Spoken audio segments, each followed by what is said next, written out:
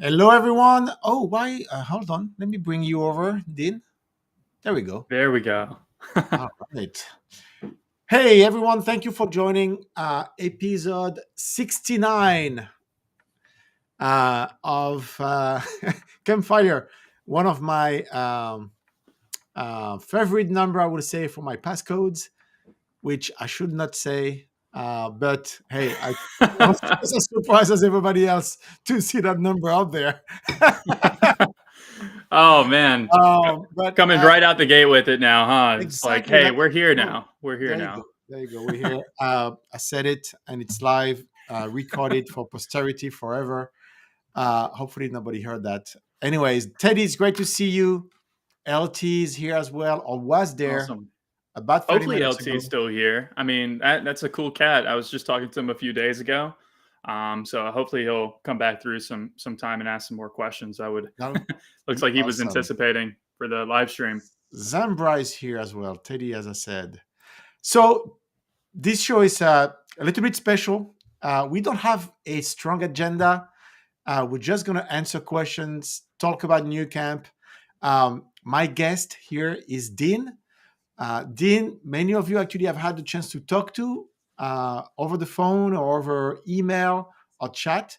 Dean, do you want to introduce yourself? Yeah. Like so hey, welcome to the chat everybody and live stream. It's really great to be here to be able to just I guess put the face out there and have more interactive conversation with Ludo and everyone else. But yeah, no, I've been here at New Camp for it's coming up a little bit now. 4 or 5 months or Yeah, so something like that. and I'm one of the advisors here, so I would just my role and my passion is just to talk to people who are in the early stages of learning how to get into the tech industry. And you know that's kind of what we're talking about today is hey, what's Awesome. up, how's it So going in the LT chat? is here, still here. LT, my man.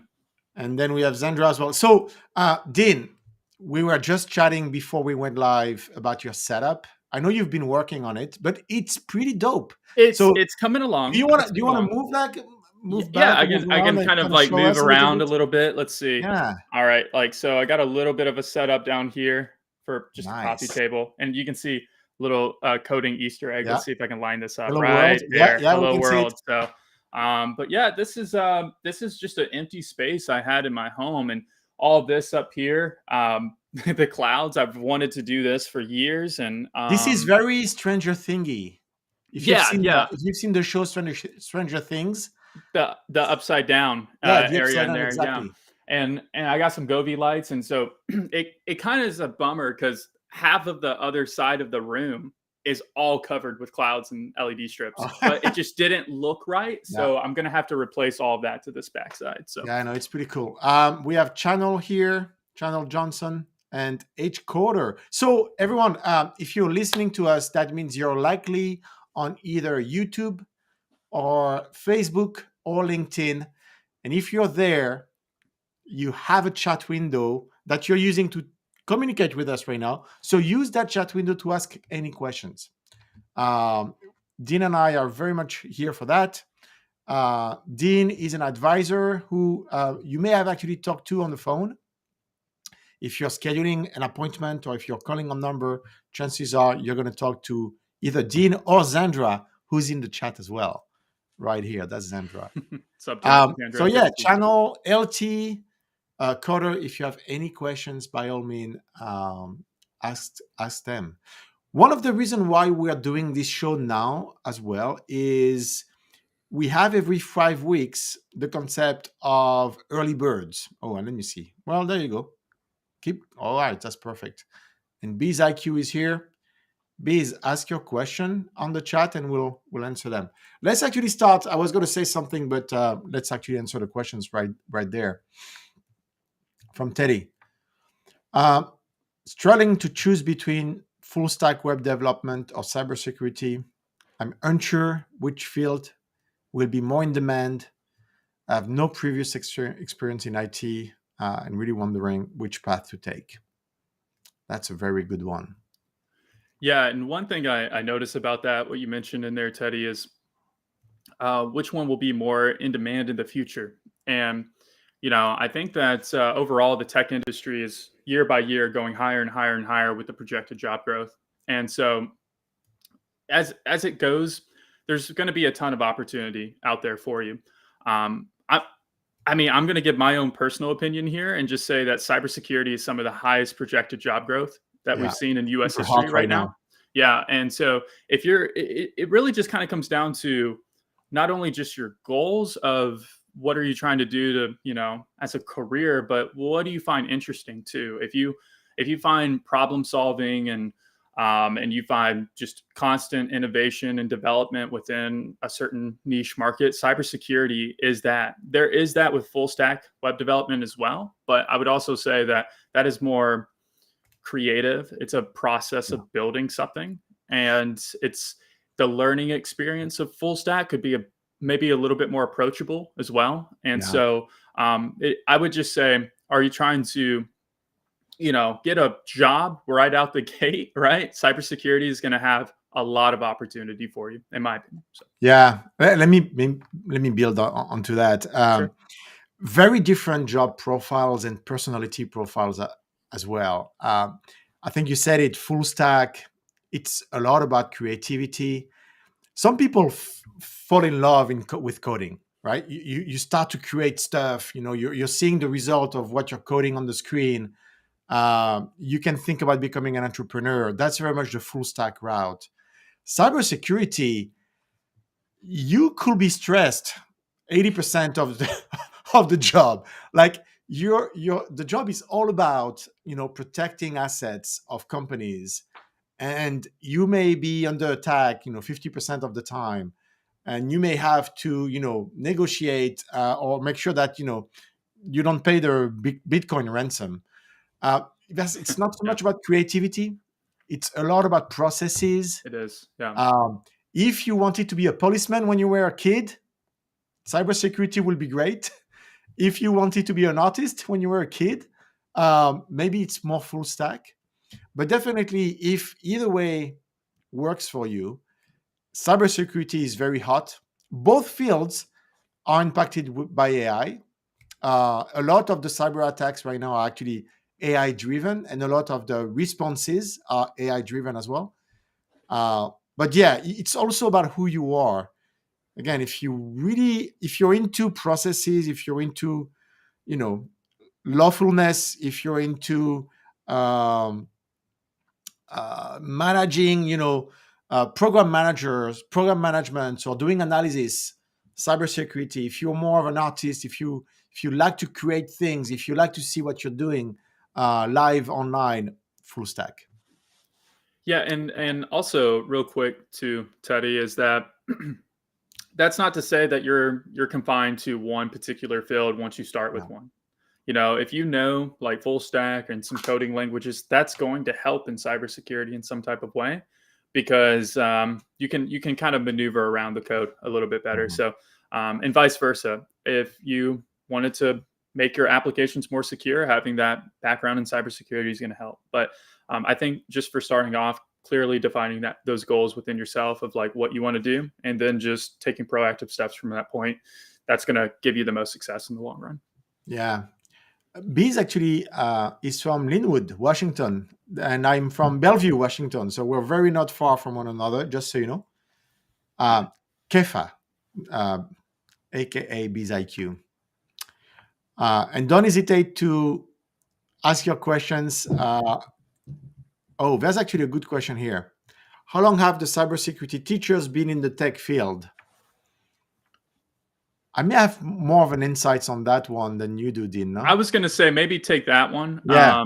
because I know that I know that our instructors definitely go through um, a pretty intense process to get onboarded and stay with us. And so, Yeah. because that's a vital piece to any education. You can think back all your life when you went through middle school, high school, you're going to have that one teacher pop up in your head. And so we want that to happen with Nucamp. So, but yeah, I'm curious to know your So yeah, thoughts. and I think there's really two levels of that question. The tech field, as the general tech field, 10, 15 years.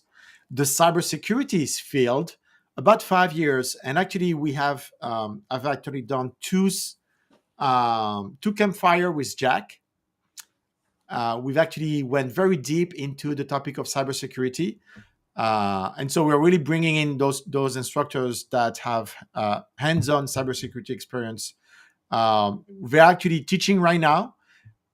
Just so you guys know, we have the first week of our first cohort ending this week, and we're going to get all the feedback probably in the next few days. So everyone is quite anxious to see the feedback from students, myself included, and maybe I'm the most anxious to see it. I don't know. But yeah, we're teaching the course right now, and you'll have not only instructors that are in the tech field for decades, but also experts in cybersecurity. And I think Sambra really wants to get into this. What is this? This as in cybersecurity or full stack? Or just the tech industry, Yeah, could be that's anything. right. So many different avenues. Hcoder has a great question up Yeah, here. go for it. Yeah. I'm a back-end web dev, Django dev, and I'm now shifting to cybersecurity field, red teaming. Nice. What's your advice? What learning path should I follow, etc.? So red teaming, I believe I'm under the impression that red teaming is more of an offensive, measure of getting into systems, right? And so I think that if you come from a background of being a back-end developer already, you already have a great skill set underneath your belt, because a lot of back-end, you think about putting yourself in the shoes of someone who's doing the threat. Why are they doing the threat? Well, it's to get data, right? It's to get personal data, account numbers, social securities, like addresses, everything like that. And so because of that, you're already on the right track. The learning path that I would recommend going with, getting certifications under your belt and learning the concepts of cybersecurity is going to be crucial for that. I think that you would be really good at learning a tactic called SQL injection as well, because if you come from a back-end background, you already know what SQL is and what they're trying to do with that. So Ludo, anything to kind of riff off of that? No, I think you're totally right. Not a lot transports from the dev world to the cybersecurity, but you're right. Some of the threats that you encounter in cybersecurity are going to be dev-related. SQL injections is the most known. Yeah. And also making sure that your code in general is cybersecurity proof. Like, don't expose your API codes, or don't create backdoors when you shouldn't, and things like that. But yeah, I will just go ahead and register for our cybersecurity bootcamp and start with the fundamentals. There is an interesting question from Danielle here. Where is it? Oh yeah, no, from Samantha.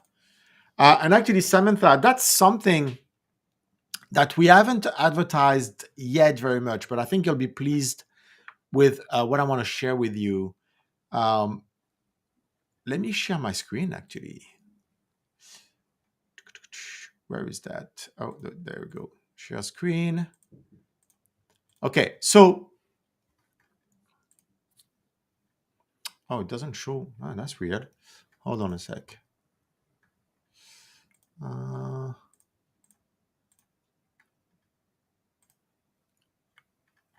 Do you see it fully, or is it cutting? I see it fully.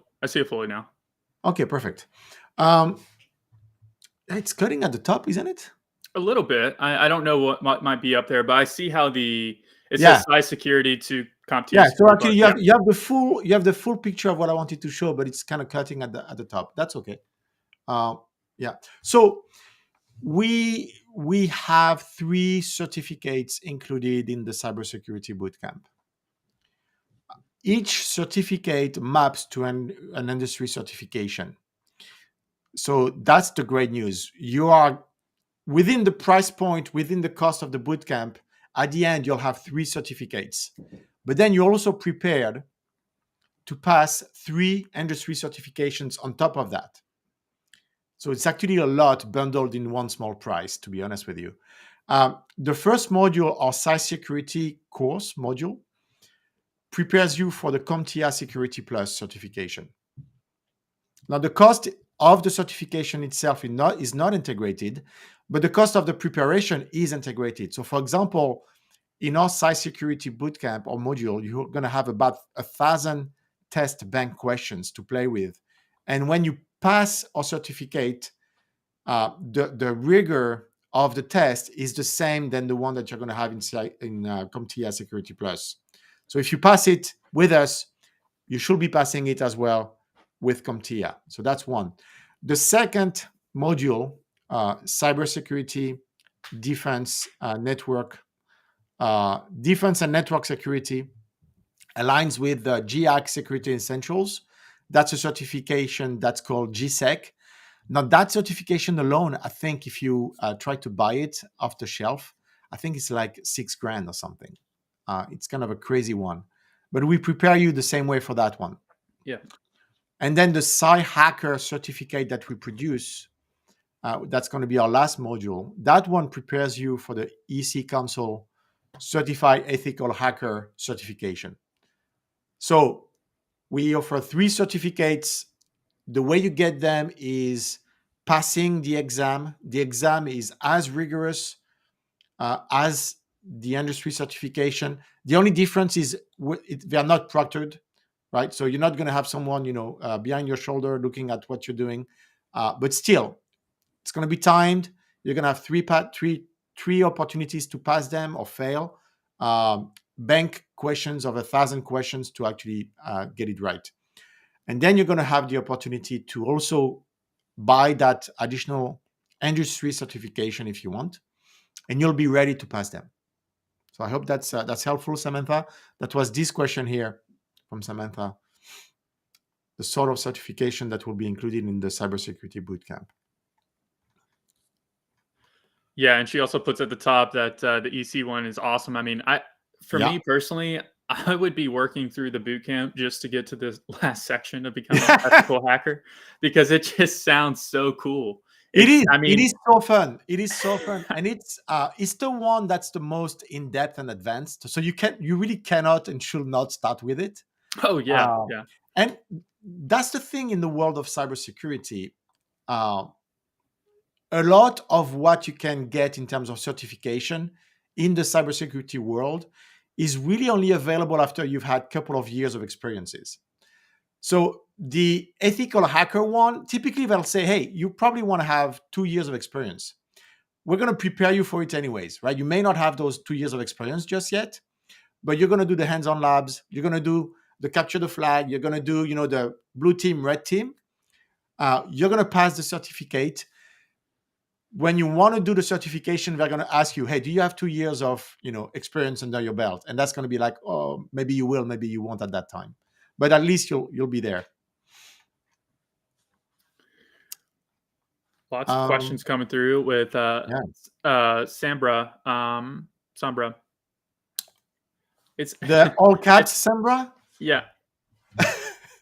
I think it's funny Sambra, how... Hey, maybe piece of advice for you, Sambra. Avoid the all caps.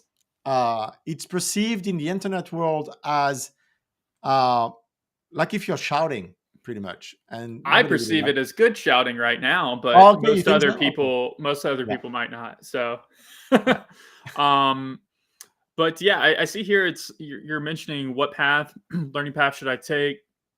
Starting working in entry, no experience. But at the same time, later on, you say that you have data analytics certifications, and you also have 3 other ones with Cisco and Microsoft and some other ones. So I would say you got a skill set already in your back pocket. Yeah. So I wouldn't really downplay yourself when you're pursuing the tech industry. I mean, you definitely are well equipped, and so yeah, with not lots of experience, the best way to get experience, right, is to with some of what you've mentioned, building projects, showcasing some of those skills through some free resources out there, of maybe doing a bug bounty.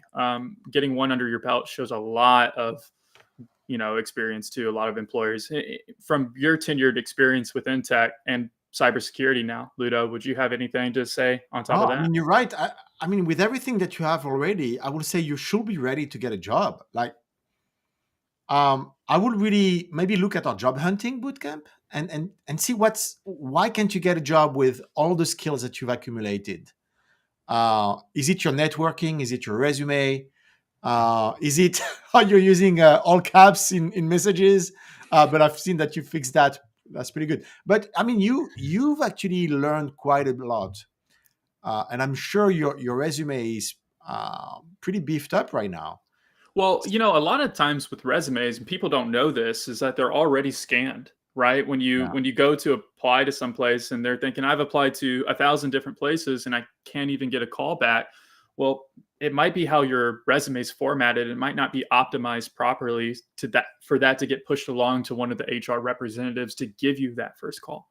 I find that happening a lot when I'm talking to people about coming from a better background and maybe exploring our job hunting boot camp. A lot of times, that's a great way to be able to start with and get some real-time feedback. Now, if you still feel that you want to learn by following a learning path, I mean, you've mentioned that, right? I would say, given that you've had certifications in Cisco, Microsoft, Fortinet, the cybersecurity bootcamp is probably the best suited for you, right? Because it will really build upon that knowledge already, and it will put you into scenarios and labs. And as we said, cybersecurity is really hot right now, so that's probably the one you will pick. In addition to job hunting, you may already be in the position to have a job right now. Maybe it's how you're engaging in the job market that needs tweaking. Definitely getting that background and I guess the backing of one of the better boot camps out there, us being top rated and everything, going through the cybersecurity fundamentals.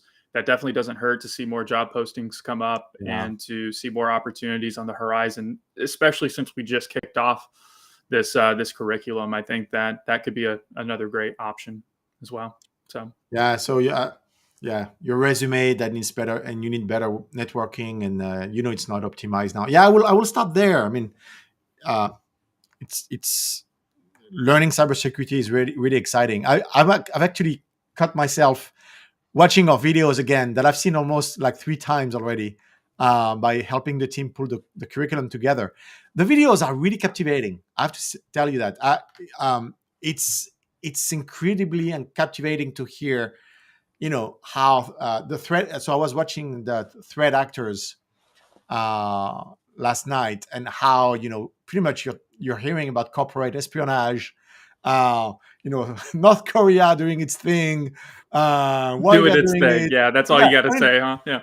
this is that's the thing about cybersecurity. It's actually very fun, right? It's Yeah. really fun. What you learn is super fun, intriguing, and all that. It's almost like being the tech version of a detective, Yeah, but totally. because the thing about it is a couple different things here. Most cybersecurity attacks are made through human error of some sort. So if humans keep making mistakes, then you're gonna have a job, which I think that's safe to assume that we all make mistakes, right? So um, email phishing is by far still one of the biggest ways. How do you get that vulnerability? By someone messing up and clicking something they shouldn't. Yeah. So that being said, once that door is open for someone, when we as people of cybersecurity analysts or people who are making applications to prevent things like that happening, these people are sneaky and clever on how do we get around that in this way and that way, and it's forever going to be something people are trying to move around. So it's not going to go anywhere anytime soon. So I think that's future proof. I did want to say real quick towards the bottom, Teddy did have a question about how long is cybersecurity and is that mandatory? Is it Oh yeah. mandatory to take the Yeah. There you go. exam? Go for it. Uh, it's 15 weeks long, which is why we're splitting it up. Each certificate that you get is 5 weeks in chunks, right? And is it mandatory to take the exam? You have to pass the exam in order to be able to get the Yeah. certificate. So it's a solid yes. Technically, But technically, technically, you could do the whole boot camp and not pass the exam and not get your certificate. You will still have learned everything, but then the question is why you're missing the certificate, right? You can't really prove to anyone that you've actually done it. But technically, you could actually be placed in the courses in sequence and not pass them to some extent. It would be too bad though.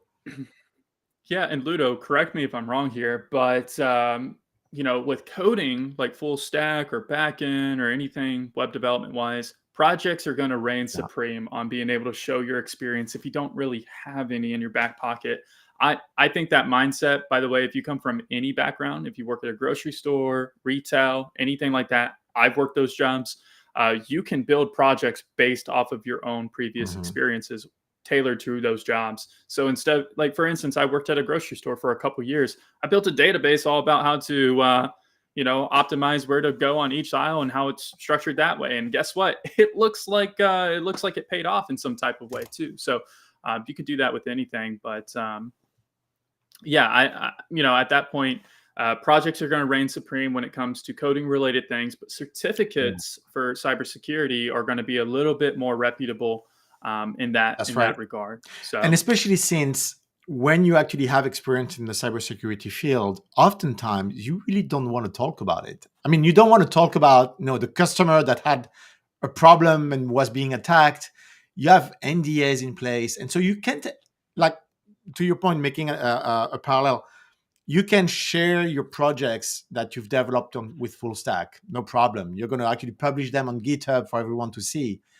If you've done really cool stuff in the cybersecurity world, chances are you're not going to be able to talk about it that much. And so the certification is going to be super important for you to demonstrate your skills.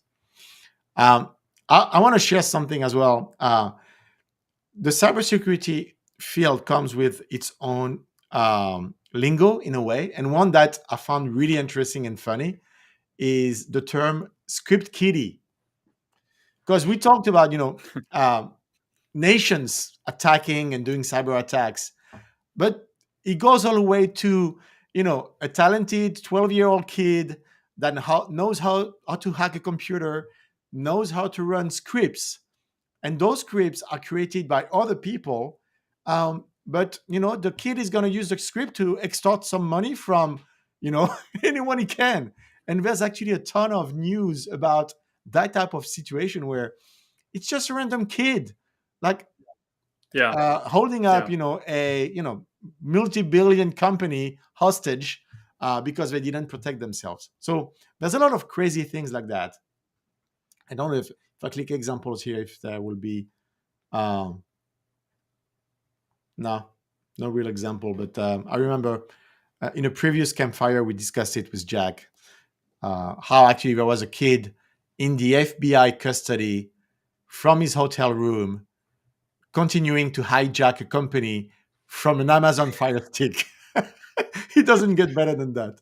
Yeah, I mean that sounds like something out of a movie almost. Exactly. If it were in a movie, I would say it's too unreal, I think honestly, too. it's gonna make it to a movie. Like no way, it's not gonna make it into a movie. Well, if you guys are looking for something, I guess tech and cybersecurity related, Mr. Robot that's Oh my yeah, show for that. That's what sparked my interest in cybersecurity because I was mainly in the developer sphere for a while and didn't really pay attention to cybersecurity until I started watching that show, and that's where it really popped up on my radar. So, yeah. Anyway, I could talk awesome. about that all day. So, folks, if you're listening to Dean and I, we're here to answer your questions. We're live on YouTube, LinkedIn, and Facebook. Any one of those channels. If you're there listening to us, just type in your question in the chat, and it's going to show up here. Like Coder, H Coder, or Sambra have been asking their questions.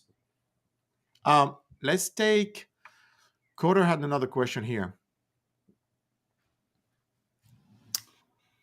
Okay, yeah. In order to start my journey as a bug bounty hunter, what are some of the necessary courses should I take to get there? By the way, that's awesome. That's what you're trying to do. If I were trying to, get more into cybersecurity, saying that I'm a bug bounty hunter would be the coolest freaking thing. I Yeah, mean, like people would ask you way more questions when they ask you, "What do you do for work?" I'm an ethical hacker. I do bug bounties and hack into yeah. stuff. Yeah, it's not a guy I want to mess with. I'm just going to say that. But yeah, I think that in order for you to get like a great roadmap, I would really recommend actually kind of what we cover in our boot camp too, because it does transition perfectly to get those strong roots into knowing conceptually how cybersecurity works. You can't Yeah. just rush into, I'm going to do pen testing and hack into something without knowing, how you're leaving yourself vulnerable too. And so I would highly recommend starting with something more rooted on networking as well is going to be huge, your own personal security. And then once you establish both of those things, getting more into the ethical hacking role, which is why I believe that's why we structure it to have ethical hacking towards the tail end of our boot Yeah. camp too. So, yeah, I mean, first, bug bounty, one of those terms that sound really cool in the cybersecurity space, and is actually a real thing. Um, there's a protocol to it, right? You can't just go out there and try to find a bug and take down a website because you wanted to prove that it can be taken down, right? There's that's actually very rules of illegal. engagement. Yeah, Yeah. that's yeah. Even Don't if do you that. were doing it for the right things, you had the right motivation, you could still be pursued for that. So you really want to understand, the word ethical bug bounty hunter is also very important, and so we'll teach you that.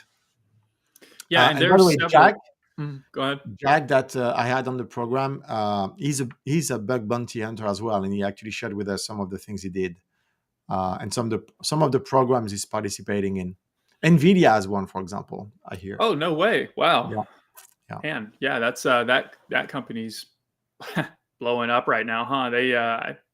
I think their market cap went up more than the whole like Chinese stock market or something like that. They just surpassed that not too long yeah. ago, which is crazy. It's so crazy to me. But yeah, I think that with the bug bounty, I guess like hits, whatever you would call them, right? Like Mhm. when they post something, they range on levels too, right? Yeah, So you can do something. I wouldn't say beginner friendly because that kind of sounds like I'm diluting what you're doing, right? You have to know your stuff, but there are some that are going to be naturally easier than the $1 million bug bounties, like hack into a X or PayPal or something like that and try and get this. I mean, those typically, I'm under the impression those take months to do, probably with a yeah, team as well. But that, you can work up to that, or you can go fly solo and do some that are a few $1,000 here and there, and you're contracted. You pick your own schedule. You do it from anywhere in the world. You're heavily rewarded for the efforts that you put into your education through cybersecurity. doing bug bounty alone may not lead you to a six-figure job.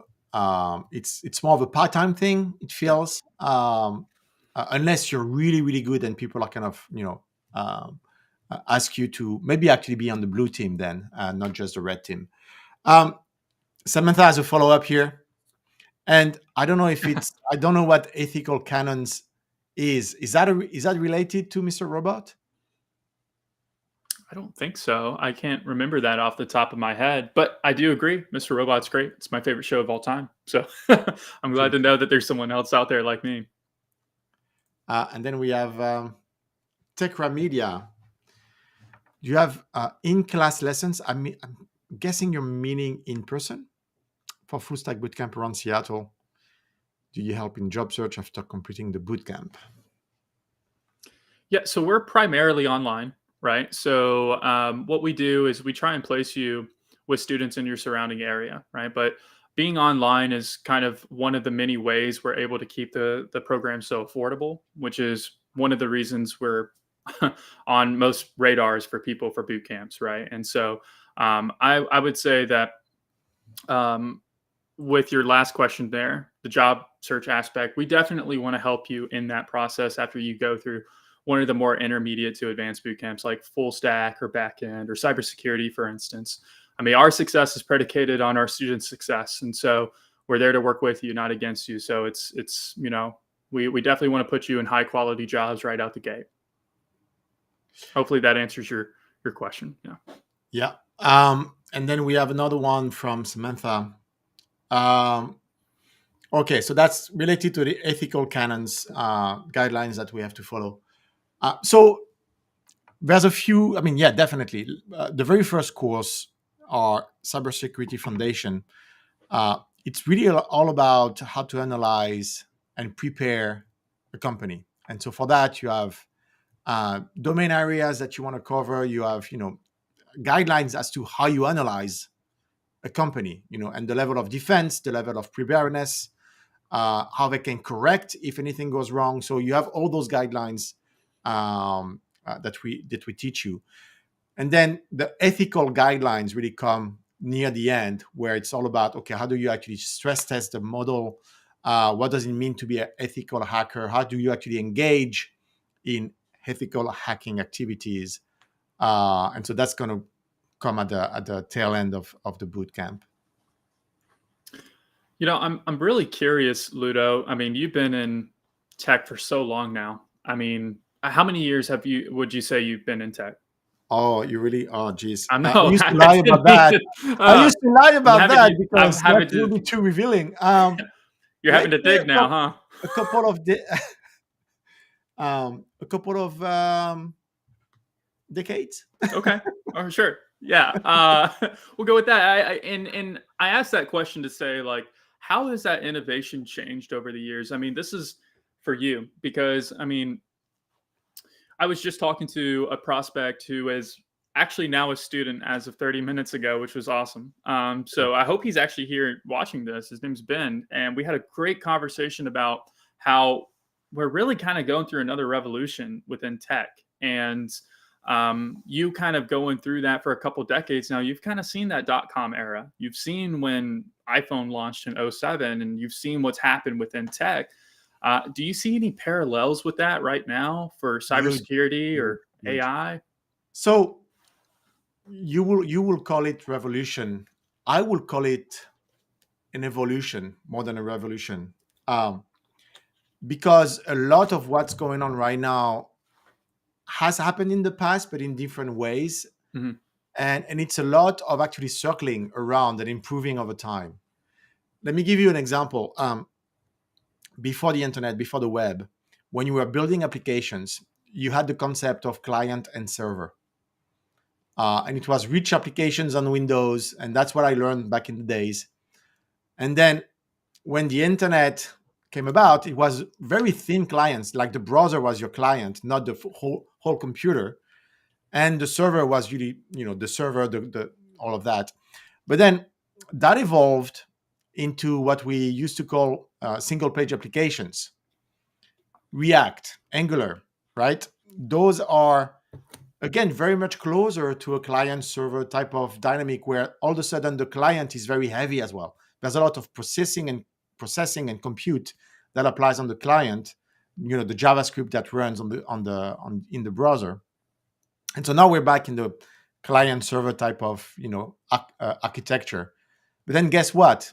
Next.js comes along, Svelte comes along, and all of a sudden you go back to those days of having a very heavy server and very light client. Same thing for cybersecurity in a way. It's always been about servers and networks, right? And so I would say the cybersecurity world, the fundamentals, these are the ones that have not changed much in terms of architecture. How you penetrate a system has changed dramatically. I think you mentioned the number one threat right now is kind of the human factor. It's social engineering. Well, you could actually argue that has always been the case. Yeah. For sure. If you go back to the very first Mission Impossible movie with Tom Cruise, right? The number one way to hack was social engineering, and it still is in a way. So I don't know. It's a lot of it, fundamentally, the architecture doesn't change, right? The system involved don't change. It can be a cloud, but at the end of the day, it's still a server. It can be a browser, but at the end of the day, it's still a client. And what's really changing is the nuances, the way to attack a problem. It's AI coming into the mix. It's it's those things. But if you've learned cybersecurity or coding like me, 15, 20 years ago, you're not lost in today's world. You still understand what's going on because a lot of it is familiar, and that hasn't changed that much, in a sense. Right. No, I think very, very well put. I was very curious to know your thoughts on that. And as we were talking about, it looks like there's a few more questions that have come in. Yeah. I love this question. Yeah. What are your strengths and weaknesses as Nucamp compared to your competition? I think clearly across the board, and there's a lot of people that could say this, our biggest strengths is affordability and flexibility. We try and take away those roadblocks that most people have. more times than not, it's time and or money, right? To be able to break into the tech industry. And most people who are getting onboarded, kind of what me and Ludo were just talking about, it's that innovation, and people are itching to get on board with it. And how do you do that with a full-time job? How do you do that with a couple kids? I would say that that would be our biggest strength, is being able to progress through a structured learning environment at a reasonable pace that's not super overwhelming. It's very interactive, as interactive as you want to make it to be, or you can go through it and kind of keep to yourself and get a great education through that too. One of the weaknesses in tandem with that, there's another side of that coin of, we don't always hold your hand with a huge grip through that process. At the end of the day, it's going to be up to you on how badly you want it, right? And we're going to give you every resource along the way to be able to get that. But it's tough for everybody to come to terms of, I still need to set time aside for this. I still need to learn this material. I still need to, maybe sacrifice that Netflix time, right? Binging Mr. Robot, apparently, I need to set that time aside a little bit.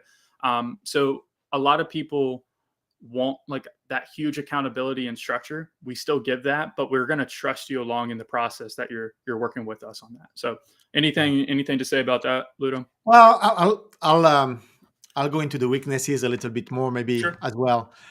One that is very dear to my heart, and we've actually had a flavor of that at the very beginning. It's the in-person element, right? If you're a learner that really needs to be in a physical classroom, if you're a learner that really wants to wake up in the morning, drive to school, go be in the campus, have the campus experience, be with other students, physically, we don't have that. We don't offer that. Now, of course, we can talk about all the advantages of that in terms of cost, flexibility, etc. But I'm also a very strong believer in learning with others and the in-person element of it. So I won't deny that if that's what you want, that's what you feel you'll be the best at, and that's what you can afford, not just from a financial standpoint, but a time standpoint as well. You probably are looking for something else, maybe a local college or something like that. Although my son is starting a local college, and his computer science classes are all online. I was like, what? That was kind of surprising to me. So I will mention that. And we've been thinking about trying to bring back that element in our experience. We used to have a workshop where in person in co-working spaces. COVID changed everything. And then once we fully optimized for online, it was really hard to go back to that in-person element. Also, quizzing our audience, 70% really preferred the online, fully online. 30% preferred the hybrid version model that we had. But then it's hard to optimize for 30%, and it's hard to have two price points, because obviously it's different. It's a different price point. So yeah, that's what I'll say on this one.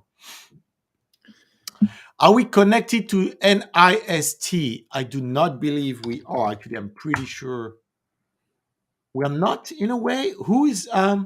Well, no. So I don't think anyone is connected to NIST. It's just that our teachings are following other cybersecurity certifications, in a sense that we integrate, or we mention, or we use NIST. I believe in some of our lessons we talk about the publications that they have, the alerts that they provide, but that will be the extent of it. I'm on their website right now, so we're familiar with them. Our curriculum is familiar with NIST, but that doesn't go beyond that. You kind of answered a little bit of Vladimir's question just now. I love that Nucamp offers security certificates. My question is, how does Nucamp certs compare to, let's see, I'm reading this wrong. How do Nucamp certs compare to something like the CompTIA certs? Well, and will employers accept it? Well, we kind of just answered that by saying that there's a direct correlation of what's being taught within our bootcamp to the CompTIA security. Yeah, thank you for pulling up that slide. Yeah. And so you have the ability to, go out and get these certs if you feel like you are wanting to get that more mainstream type of title to it, you absolutely can train through the cybersecurity fundamentals, and we prep you for all three of these major certifications. So, will employers accept it? Yeah, I mean, I would say that it's kind of hard to say with us just launching our boot camp a month ago, Mhm. but these other ones listed down below at the bottom half of the screen have proven over time that these are accepted widely through employers as well. But Some entities, especially defense contracts or defense organization, like as in national defense, governmental agencies, will have a requirement of a specific certification. It may not be CompTIA, by the way. It could be another one. And so for those, you'll want to have that certification. They're not going to look at the Nucamp certificate and say, yeah, it works. But most of the time, for other companies, they really care about the skills and what you can demonstrate. And so you'll be able to talk about, what you did during the curriculum, the hands-on experience you've had, and that could work just as well. they're going to know, by the way, if you go in an interview and they start asking you questions about Yeah. things, they're going to know probably within the first 3 minutes if you're legit or not. So That's right. they might fake that. They might fake it, but they're going to know. So Yeah. see, H Coder looks like he had another question.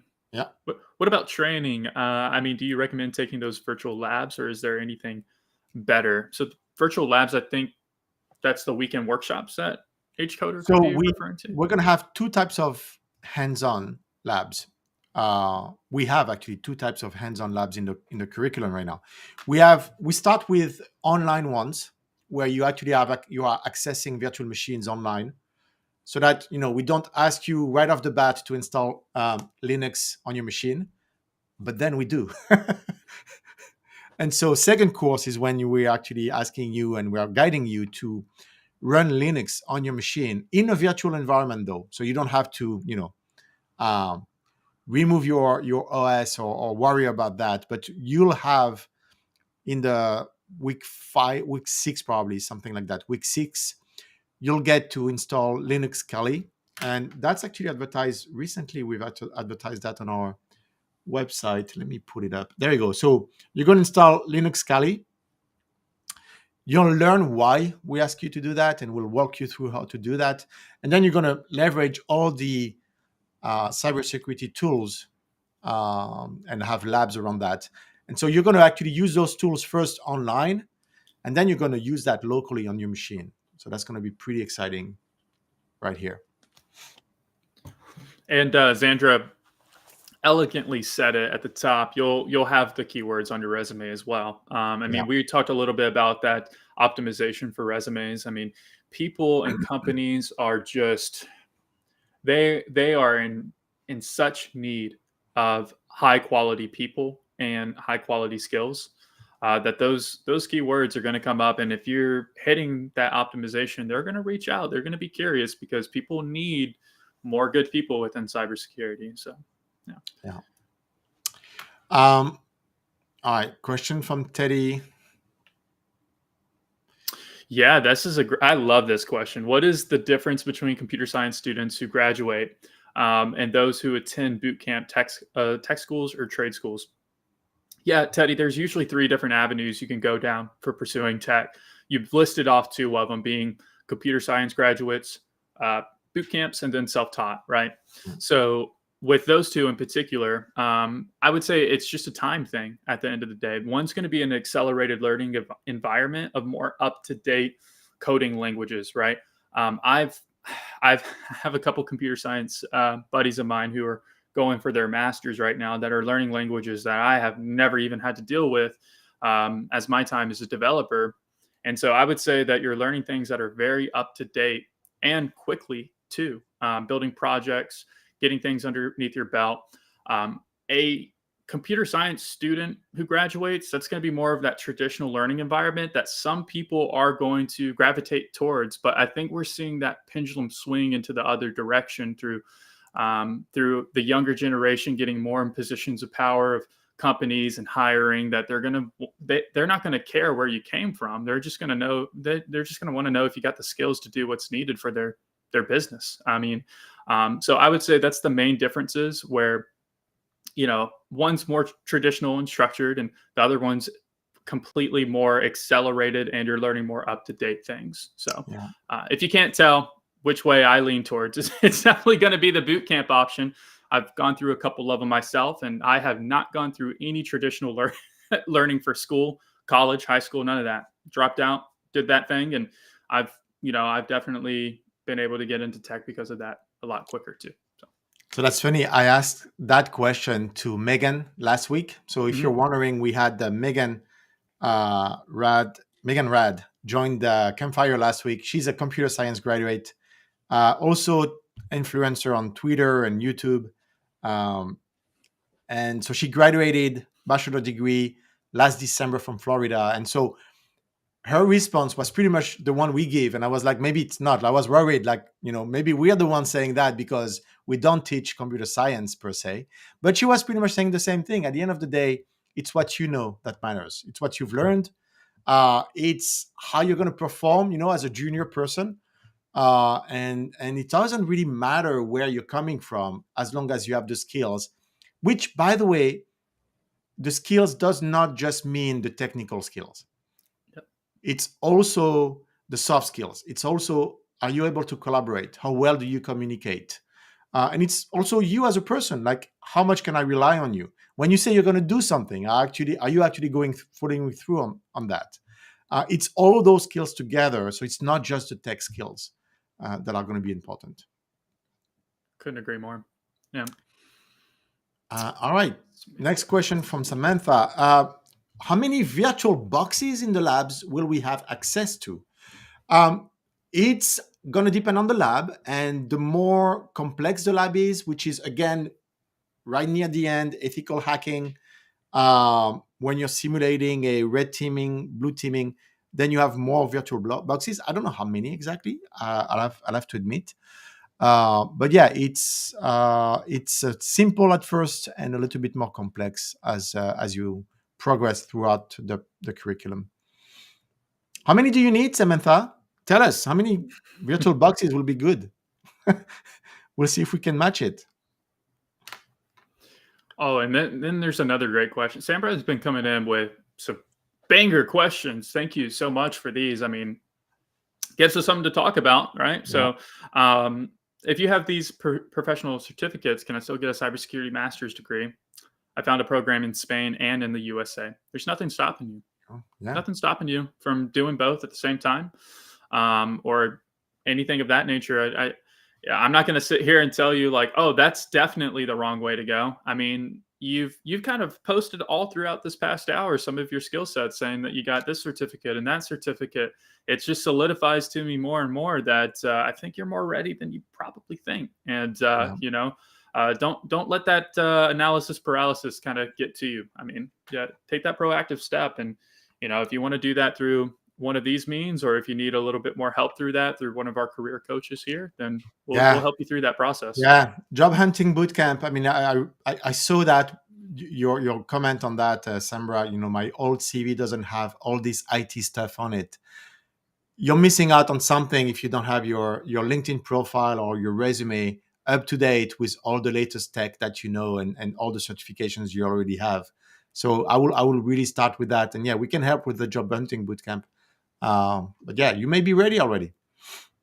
Hey, Sambra, I see that you're posting. Yes, I need help to get started. I mean, we are kind of closing in on that. Yeah. So, if you want to schedule some time with us, go schedule time with our advisors, and more than likely it's going to be me. And so let's. Well, let me actually let Sambra know if he's wondering.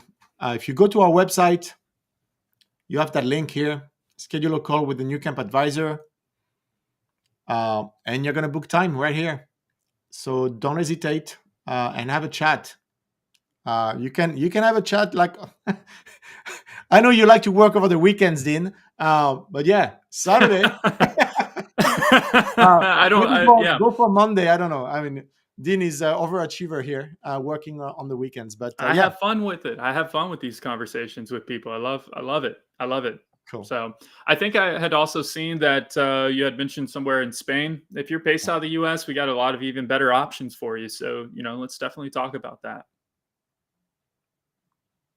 All right. Let's see. So you're watching us on LinkedIn, YouTube, Facebook. Ask your questions. It's been a real pleasure answering them. We're 5 minutes away from the end of this stream. So if you have more questions for us, go for it. Now is the time. And later as well, to be honest with you. You can still reach out to us. Are we not going to But- give them an encore, Ludo? Stay on yeah, for another. sure, why No, not? I'm playing. I'm playing. I'm starting to think about what are my skills for an encore. What could I do with an encore? But yeah. This time has really flown by, and I think a lot of that No. has to, attest to the awesome audience that we have asking these great questions. So the more time that we do it, like, definitely fire away next time that we get together. I'm loving this. Let's There see. you go. Well, Coder. Coder is ahead of the game Sure. right here. Let's see here. I think with your background, Ludo, that this is more up your alley. Yeah.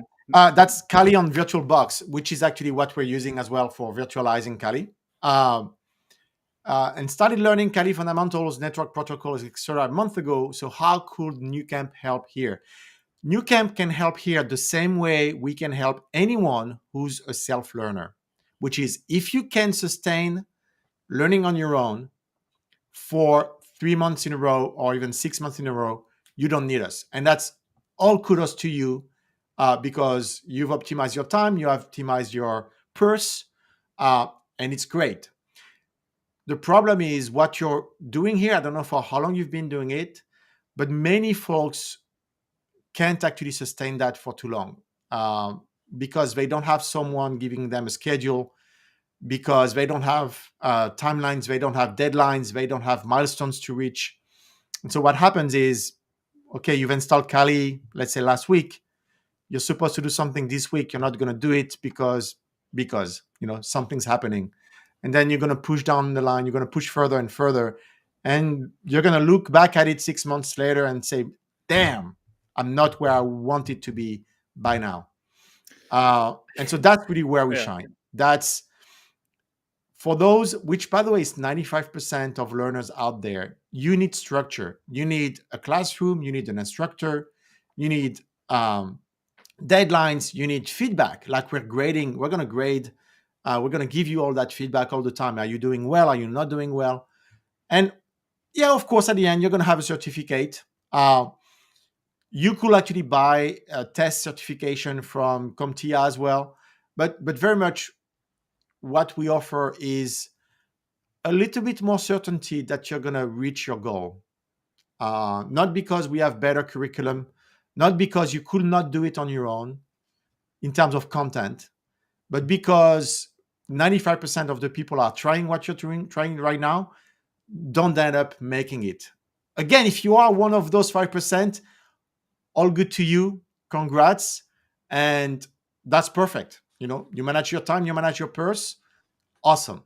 But if you feel like you need help, that's when you can turn to us. Yeah, and also Coder, earlier in the live stream, we were talking about the background with our instructors as well. I feel as though you're definitely seem like you're taking proactive steps towards the tech industry, and so if you ask these seasoned instructors an outside the box question, or maybe a question that's off the beaten path of our curriculum, they're going to be more well equipped to be able to point you in the right direction and help you through that process as well. Most people do need that structure too. I love that you mentioned that, Ludo, because I can't tell you when I was going that self-taught route at first, I probably took maybe 3 months to learn HTML and CSS, which was way too long. It was just way too long for me because I wasn't, I didn't have any direction. And so a lot of the times it's counterintuitive to not have that. So the problem, you saying Coder at the top, so the problem is discipline. A lot of the times it is. More times than not, it is. And listen, there's always a weakness within everybody with their discipline with anything. And so there's nothing wrong with a little accountability and structure along the way. So we all need it.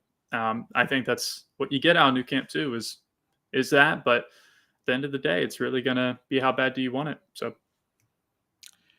So, hey, it feels like it's a perfect way to end the stream. And by the way, you mentioned that the Discord bot or the bot was live, but it didn't push anything right now. I kind of forgot, but that's okay. So, Dean, thank you so much. The hour flies by. It's kind of always like that. It's pretty fun, especially when we have so many questions to answer. Any parting words for the audience? No, I would just say thanks for coming by. And if it's something that you're really interested in, more times than not, this is something that a lot of people have been thinking of for years. And so I just say, don't be remembered for the thing that you could have been. And, sometimes that you just need to sit down and talk to someone who's real and authentic with people. There you go. Do that with me. Apparently, Ludo thinks it's funny. I work over the weekends, even though I love those. And I love those. just pasted the URL to your Calendly. Awesome. Yeah, I mean, we've answered as many questions as we could, but if you want to do a follow-up, Dean is one click away from a conversation with you. So by all means. All right. Thank you so much, Dean, for joining me today. It was a real pleasure. We should do that more often. Everyone, I wish you all a great weekend. Hope to see you soon in one of our boot camps, cybersecurity or another one. And if you do, say hi on Discord for us. All right. Take care. Cool. See you guys.